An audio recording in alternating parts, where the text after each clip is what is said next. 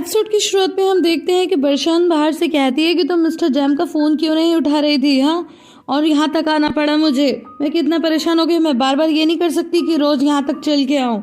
तो उसके बाद ज़्यादा पैसे ले लेती है बरशान से और कहती है कि अरे इसमें ऐसा कौन सी आफत आ गई, तुम्हें एक कागज़ और कुछ पैसे ही तो लेके आने पड़े, इसमें क्या है। तो वो बोलती है कि तुम जानती हो ना कि मैंने तुम्हें पहले ही बताया था कि वो बॉस कैसा है, तो अब आगे से ध्यान रखना। तो सीधा बोलती ठीक है हम ध्यान रखेंगे। इसके बाद वर्षान वहाँ से चली जाती है और जाते जाते ये भी कहती है कि सुबह 8 बजे ही सारा खाना तैयार चाहिए बॉस को। तो बाहर ज़ेदा से कहती है कि तुमने कुछ बोला क्यों नहीं। तो ज़ेदा पूछती है किस बारे में। तो कहती है कि मैंने तुमसे कहा था ना कि हम कंटिन्यू नहीं करेंगे। तो बोलती है कि ठीक है डार्लिंग, कल मैं चली जाऊंगी तुम्हारे साथ। तो बाहर बोलती है कि तुम जाओ या मैं जाऊँ, क्या फ़र्क पड़ता है, बात तो एक ही रहेगी ना। और वो पैसे ले लेती है बाहर और चली जाती है घर में, यानी कि ना करते भी दोनों की हाँ ही है। तो एनीवेज इसके बाद हम देखते हैं कि बाहर अपने दोनों बच्चों के पास होती है, उन्हें रात को लिटाकर और उनसे 2 बातें करने लगती है, जिसमें वो कहती है कि निशान तुम पर मुझे हमेशा प्राउड होता है, तुम बहुत ही प्यारी बच्ची हो और चिंता मत करो, तुम्हारे इंग्लिश के लिए हम ज़रूर कुछ ना कुछ करेंगे। और मॉम अपना प्रॉमिस ज़रूर निभाती हैं। और साथ ही वो डोरू को पूछती है देखूँ मैं तुम्हारी नाक, बेटा मैं बाहर ही लेटी हूँ, अगर कोई प्रॉब्लम हो तो फिर मुझे आवाज़ देना। इसके बाद हम देखते हैं कि बाहर लैपटॉप पर कुछ तो प्रैक्टिस कर रही थी और रात भर वो यही प्रैक्टिस करती रहती है। दूसरी तरफ हम देखते हैं कि मिस फजीलियत अपने टाइपराइटर को देखती हैं और उसके पास जाके बैठ जाती हैं, शायद वो फिर से लिखने की हिम्मत जुटा रहे हैं। गाइस ये चीज़ मेरे साथ भी होती है कि मैं कई बार सोचती हूँ कि चलो आज मैं वीडियो बनाऊँगी, मैं बैठती भी हूँ लगती भी हूँ, लेकिन न जाने ऐसे क्या हो जाता है कि मैं फिर रुक जाती हूँ। एनीवेज इसके बाद हमें नेक्स्ट डे मॉर्निंग का सीन दिखाया जाता है, जहां हम देखते हैं कि बाहर तीनों बच्चों को लेकर नीचे आ जाती है। जहां जब मिस्टर एनवर बाहर को देखते हैं तो वो गुड मॉर्निंग करते हैं और साथ में बच्चे भी मिस्टर एनवर को गुड मॉर्निंग बोलते हैं। जिसके बाद मिस्टर एनवर उन्हें आशीर्वाद देते हैं कि बच्चों तुम्हें सद्बुद्धि मिले, और थोड़ी देर में उनकी बस आ जाती है। और यहाँ पर एक चीज़ और है कि अर्दा अभी भी कोई रिएक्शन नहीं देता, मुँह नीचे करके ही खड़ा रहता है। बड़ा ही दुख हो जाए मुझे ये देख के। तो एनीवेज इसके बाद में वो बाहर बोलती है कि अरे पापा आज तो आप जल्दी आ गए, जल्दी आपने शॉप ओपन कर ली। तो बोले हाँ बेटा बस वैसे ही, थोड़ी देर में शीरीन भी आती होगी। फिर वो कहती कि पापा ठीक है मैं अर्दा को यहाँ पर छोड़ जा रही हूँ और मैं क्लाइंट के लिए वही कुछ खाने वाने का सामान लेके आती हूँ, आपको तो मुझसे कुछ नहीं चाहिए। तो बोलते हैं नहीं बेटा मुझे कुछ नहीं चाहिए। इतने में सामने से शीरीन आ जाती है, तो मिस्टर एनवर उसे भी प्यार से गुड मॉर्निंग बोलते हैं। तो वो कहती है कि गुड मॉर्निंग दीदी। तो बाहर भी बस गुड मॉर्निंग कर देती है, कुछ खास उसे देखकर खुश तो नहीं होती। इसके बाद मिस्टर एनवर शीरीन से कहते हैं कि शीरीन ये दोनों पॉलीथिन मिस्टर एमरे को दे देना। तो वो बोलती है कि पापा मैं, लेकिन फिर वो कहते हैं कि हाँ। तो बोलती है अच्छा ठीक है। वो लेती है तो वो सच में बहुत भारी होती है कि जो कि वो संभाल भी नहीं पा रही होती। तो कहती कम ऑन पापा ये तो बहुत भारी है। तो बोलते हैं कि बेटा तुम ही तो मेरी बेटी हो, कौन ले जाएगा, वो वेट कर रहे होंगे, प्लीज़ ले जाओ। लेकिन वो बोलती है कि पापा ये तो सच में बहुत भारी है। तो फिर आरिफ कहाँ है। तो बोलते हैं कि पता नहीं, आरिफ को तो सुबह से देखा नहीं, शायद चला गया हो, कुछ कह नहीं सकते। लेकिन तभी मिस्टर एनवर कहते हैं अरे वो देखो सामने से आ रहा है। तो फिर वो आरिफ को अपनी अदाएँ दिखाते हुए कहती कि Arif hello good morning, please क्या तुम मेरी हेल्प कर दोगे, ये बहुत ही भारी हैं, पापा ने दिए हैं और कह रहे हैं कि मैं मिस्टर एमरे तक ले जाऊं, प्लीज़ तुम इन्हें उठा लोगे। तो वो कहता है हाँ। पहले तो वो दोनों पॉलीथीन मांगता है तो थोड़ा सा नाटक करती कि नहीं एक तो मैं उठा लूँगी, लेकिन फाइनली दोनों दे देती है। और ये सारी चीज़ें बाहर को देख के कुछ अच्छा नहीं लग रहा होता। और उसके बाद फिर उसके साथ चल देती है बाय बाय करके सबको। लेकिन बाहर बहुत ही सीरियस तरीके से उसे देख रही होती है कि जैसे वो कुछ समझ रही है। और मिस्टर एनवर भी ये बात नोटिस करते हैं। तो इसके बाद फिर बाहर बोलती है कि ठीक है पापा फिर मैं चलती हूँ। सीन में हम इस फजीलियत को देखते हैं जो राइफ के साथ बैठे हुए ब्रेकफास्ट कर रही होती है, लेकिन राइफ उनसे पूछता है कि आज का न्यूज़पेपर कहाँ है, मगर वो कुछ गहरी सोच में होती हैं और 2-3 बार कहने पर भी उसकी बात नहीं सुन पाती। तो फिर वो थोड़ा ज़ोर से बोलता है कि मिस फजलियत। तो भी ज़्यादा वहाँ पर आती है और बोलती है कि तुम इतने ज़ोर से क्यों बोल रहे हो, मैं तो एकदम डर ही गई। मिस फजलियत बोलती है कि तुम कुछ कह रहे थे। तो वो कहता है कि हाँ मैं पूछ रहा था कि न्यूज़पेपर कहाँ है, पर आजकल आप कहीं खोई रहती हो, क्या बात है।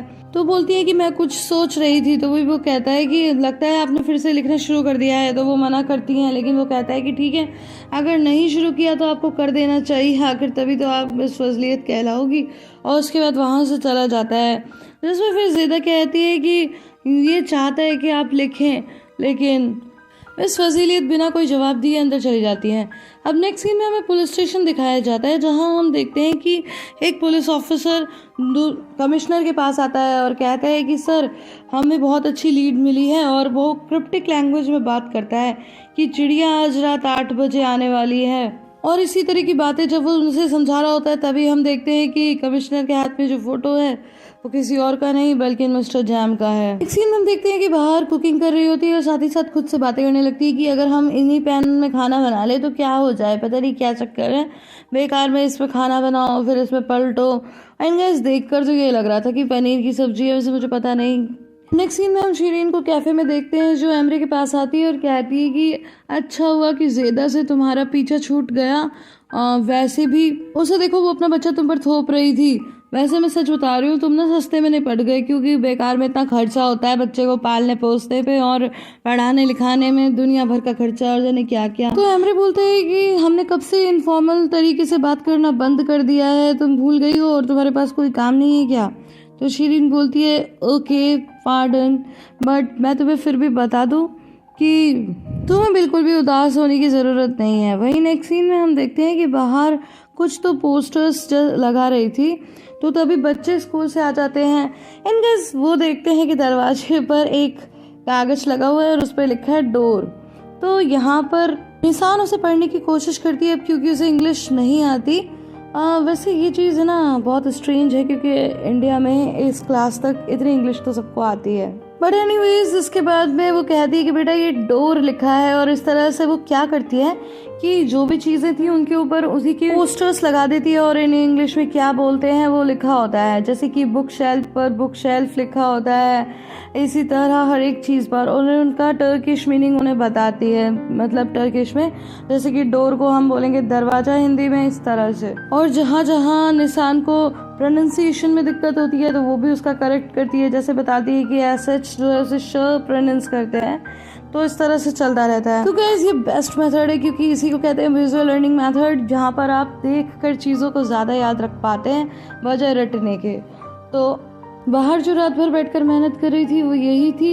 एंड गाइस, सच में मदर जैसा कोई हो ही नहीं सकता, क्योंकि देखिए ना कैसे बाहर को भी इंग्लिश नहीं आती थी, लेकिन वो अपने बच्चों के लिए कोशिश कर रही है। और यही बात निशान पूछती है कि मम्मा आपको तो नहीं आती थी, तो वो कहती है कि हाँ बेटा, लेकिन मैं सीख रही हूँ, मैंने तुमसे कहा था ना कि मदर अपना प्रॉमिस पूरा करती हैं। और इसके बाद वो दोनों बच्चों के पीठ के पीछे चिपका देती है, girl and boy. And such में गाइस बहुत मज़ा आता है, सभी बहुत खुश होते हैं। लेकिन हम देखते हैं कि वहीं सोफे पर एक कोने में अर्दब शांत बैठा रहता है मुंह झुकाकर। अब हमें रात का सीन दिखाया जाता है, जहां हम देखते हैं कि आरिफ कहता है कि शीरीन तुम्हारी शिफ्ट खत्म हो गई, मैं जा रहा हूँ, तुम चल रही हो। तो वो कहती है कि हाँ, लेकिन मेरा घर जाने का बिल्कुल भी मन नहीं कर रहा। तो आरिफ कहता है कि वैसे तो मैं घर जा रहा था, लेकिन तुम चाहो तो हम थोड़ा वॉक कर सकते हैं। तो वो बोलती है कि ठीक है, मैं एप्रन उतार के आती हूँ। और तो कहता है मैं गेट पर वेट करूँगा। और उसके बाद फिर वो दोनों जाने लगते हैं। अब बातों में आरिफ पूछता है कि तुमने ऐसा क्यों कहा कि तुम घर नहीं जाना चाहती। तो बोलती है पता नहीं, पर शायद मेरी मदर की वजह से मुझे उनकी बहुत याद आ रही है, और अगर मैं घर जाऊंगी और पापा को देखूंगी तो फिर मुझे रोना आ जाएगा, मैं फूट फूट कर रोने लगूंगी, अपने इमोशंस कंट्रोल नहीं कर पाऊंगी, और मैं नहीं चाहती कि पापा भी उदास हो जाएं, इसीलिए मैं अभी घर नहीं जाना चाहती।